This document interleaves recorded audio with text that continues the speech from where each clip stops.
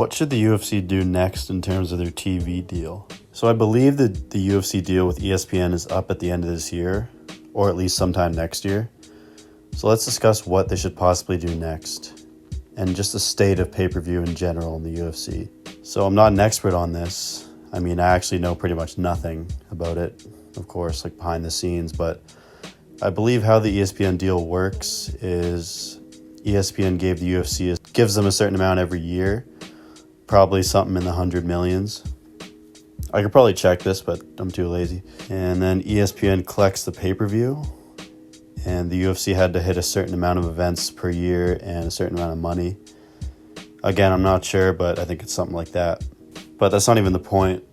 The problem currently with the pay-per-view and the pay-per-view model in the UFC, I don't really want to bring attention to this, but the illegal streaming, I mean, come on, we all know about it.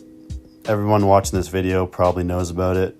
Of course, none of us use it, right? Like, we all buy the pay-per-view, right, guys? Wink, wink. But we just know about it.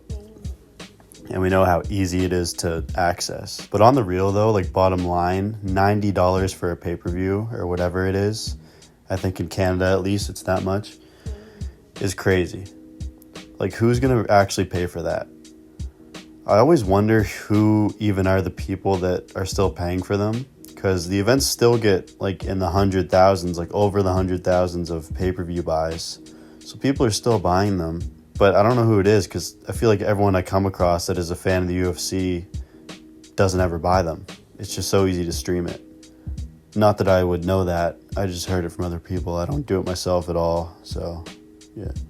But yeah, my point is, with a lot of these cards we're getting, they're just not worth $90 to me. And I think most people would agree. Especially if it's just so easy for me to watch it for free. Like, I'm just going to be honest. So in my opinion, if they're unable to take down these streams, which it seems like they're not able to, because they have to know about them by now. I mean, they're not that hard to find, and they've mentioned them before, but it seems like they can't take them down because they're not really doing anything about it. So if they can't take them down, you know, with this Jake Paul and Mike Tyson thing coming up on Netflix, we'll have to see how it goes first. But that might not be a bad idea for the UFC as well, because maybe just drop the pay-per-view model as a whole and make it subscription-based. I feel like that's kind of the future of everything. Again, I don't know anything behind the scenes, like how the money works. Maybe that wouldn't be profitable at all.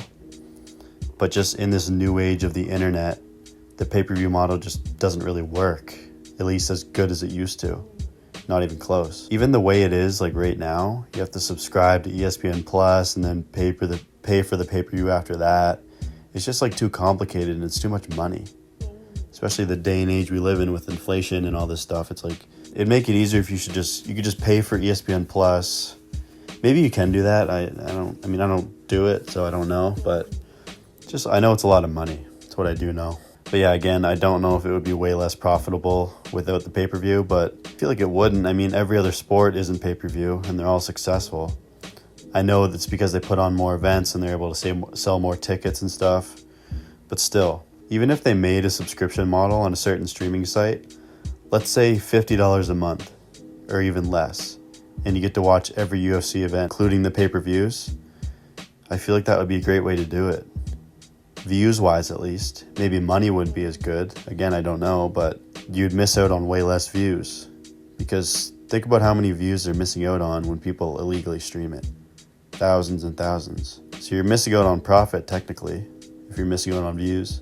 I just think overpricing the pay-per-view and allowing illegal streams is a worse business model than having a subscription-based service or lowering the pay-per-view number as a whole and making it less pricey. I'm going to list off a couple options here as to what they can do, and I want you guys to comment what you think would be the best option, because I'm really interested in this. Option one would be just leave it how it is, keep the pay-per-view high priced, and yeah, just keep it the same way, make it really pricey. Option two, go with a popular subscription-based service, example could be Netflix, and just drop the pay-per-view model as a whole. So just make it strictly subscription-based, however much a month, and don't even have pay-per-views anymore. That one's probably pretty far-fetched, but I don't think it's a bad idea at all, but what do I know?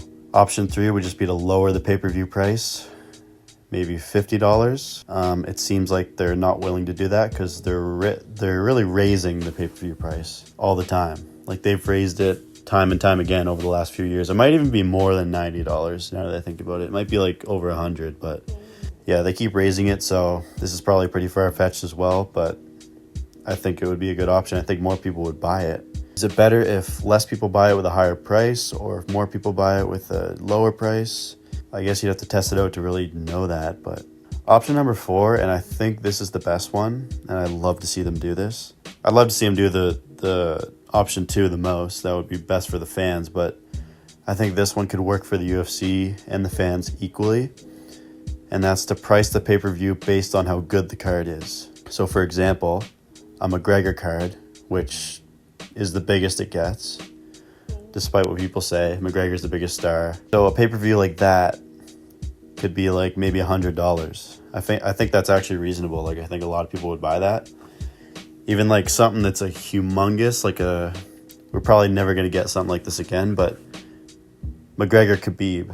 I mean, you could price that at even more than 100, and plenty of people would buy it, millions. And then let's say a pay-per-view that's kind of like mid. Let's say Sean Strickland versus Dricus. That just happened a few months ago. You could price that at maybe like $45, $50. I think that's fair. Maybe even less. Or maybe even less for a shittier card. But yeah, I think that would work nice, because if they're all the same price, like a McGregor pay-per-view and a Strickland pay-per-view, they're just not on the same level.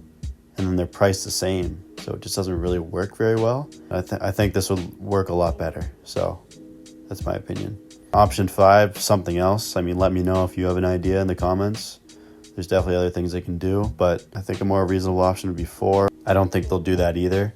I don't really see them doing any of these options besides just leaving it how it is, to be honest, but you never know. If the Jake Paul, Mike Tyson Netflix fight gets a record amount of views and it's really successful and they make a lot of money, then you never know. And I'm sure the UFC is going to sit down with a lot of subscription-based companies and they'll come up with something good. So yeah, that's just my consensus. I don't think how it is now is the best way it can be, and I think it should definitely change once the deal's up. So that's my opinion. Let me know what you think.